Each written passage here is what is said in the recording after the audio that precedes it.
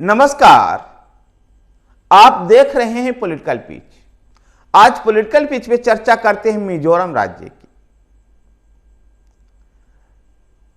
मिजोरम में भी इसी साल विधानसभा का चुनाव होना है, लेकिन राष्ट्रीय मीडिया में मिजोरम अपनी जगह नहीं बना पाता है। कारण इसका साफ है, केवल एक छोटा प्रदेश है, राजनीतिक रूप से इतने किसी भी दल के लिए महत्वपूर्ण नहीं। लोकसभा की केवल एक सीटें आती है मिजोरम से, इसलिए किसी भी दल को मिजोरम में न ज्यादा फोकस होता है और न ही किसी मीडिया समूह को, क्योंकि एक राजनीतिक ताकत नहीं है मिजोरम के अंदर। लेकिन फिर भी आज मैं मिजोरम की चर्चा करना चाहूंगा। मिजोरम की जो सत्ता, जो राजनीति जो है, वो मुख्यतः मिजो नेशनल फ्रंट और कांग्रेस के बीच में घूमता रहा है। 1987 में राज्य निर्माण से लेकर के अब तक जो सत्ता है, मिजो नेशनल फ्रंट और कांग्रेस के इर्द ही घूमता रहा है। और इस समय मिजो नेशनल फ्रंट को लीड कर रहे हैं मिजोरम के मुख्यमंत्री जोरामथंगा, तो कांग्रेस को लीड कर रहे हैं पूर्व सीएम ललथनहावला। कह सकते हैं कि सियासी जो लड़ाई है मिजोरम में, वो मिजो नेशनल फ्रंट और कांग्रेस के बीच में है, जो इस तरह से जोरामथंगा और ललथनहावला के बीच में है। लेकिन पिछला 2018 के चुनाव के समय जेजेएम, जोरम पीपल्स मूवमेंट का गठन हुआ था। यद्यपि 2018 में इसको निर्वाचन आयोग ने चुनाव लड़ने की इजाजत नहीं दी थी। कारण था, उस समय तक राजनीतिक दल के रूप में पंजीकृत नहीं था। तभी मिजोरम के विधानसभा चुनाव में ये लोग निर्दलीय चुनाव लड़े और कांग्रेस के बाद तीसरा सबसे बड़ा दल रहे। अब इन सभी पांचों विधायकों ने मिजोरम विधानसभा से त्याग पत्र दे दिया है, ताकि वो जोरम पीपल्स मूवमेंट में काम कर सकें और आने वाले आगामी चुनाव जोरम पीपल्स मूवमेंट के बैनर तले लड़ सकें।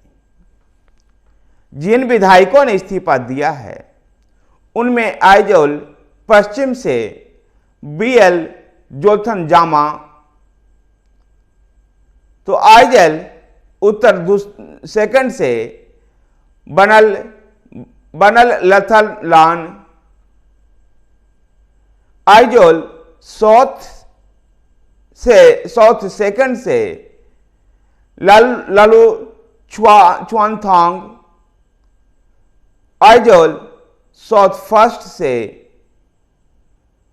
लल साबीबुंगा, आइजोल नॉर्थ फर्स्ट से बनल लल हलान, ये सभी जोरम पीपल्स मूवमेंट से जुड़ेंगे और आने वाले आगामी चुनाव जोरम पीपल्स मूवमेंट के बैनर तले लड़ेंगे। गौरतलब है कि पहले भी मिजोरम में केटी रोखाऊ ने, जो कांग्रेस की विधायक है, पलक विधानसभा क्षेत्र का प्रतिनिधित्व करते हैं, कोटी रोखाऊ भी त्याग पत्र दे चुके हैं और कोटी रेखाऊ अब मिजो नेशनल फ्रंट को ज्वाइन कर ली है। और आगामी चुनाव केटी रोखाऊ मिजो नेशनल फ्रंट के बैनर तले ही लड़ेंगे। के बेचुआ, जो पूर्व मंत्री हैं, उन्होंने भी रिजाइन कर दिया है। आप कह सकते हैं 2023 की जो लड़ाई है, वो लड़ाई मिजोरम में जो है ना, अब कांग्रेस बनाम मिजो नेशनल फ्रंट नहीं होगा यारों।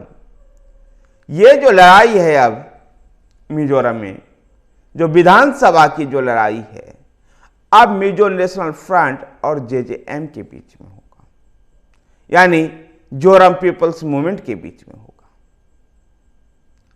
इस समय मिजो नेशनल फ्रंट राष्ट्रीय स्तर पर एनडीए का हिस्सा है, अर्थात भारतीय जनता पार्टी के साथ एलआई में है। लेकिन मणिपुर हिंसा के कारण एनडीए को मिजो नेशनल फ्रंट ने राज्य छोड़ दिया था और जोरामथंगा जो वहां के सीएम हैं उन्होंने इस बात की घोषणा की थी। अब देखना है कि भारतीय जनता पार्टी का 2018 में मिजोरम में 2 विधायक थे और जिस प्रकार से Bharatiya Janata party north east के छोटे छोटे राज्यों में भी अपने प्रभावशाली भूमिका निभाती हुई नजर आ रही है, चाहे त्रिपुरा हो या मणिपुर हो या अरुणाचल हो या फिर सिक्किम हो या मेघालय ही क्यों ना हो, क्या मिजोरम में भी भारतीय जनता पार्टी कोई गुल खिला सकती है? 2023 के विधानसभा चुनाव में देखना दिलचस्प होगा।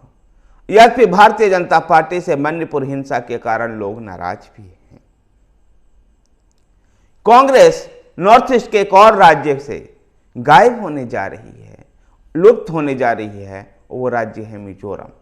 धन्यवाद साथियों, अगर आपको वीडियो पसंद आया है तो वीडियो को लाइक कीजिए, शेयर कीजिए। हमारे साथ बने रहने के लिए हमारे चैनल पॉलिटिकल पिच को सब्सक्राइब कीजिए। धन्यवाद।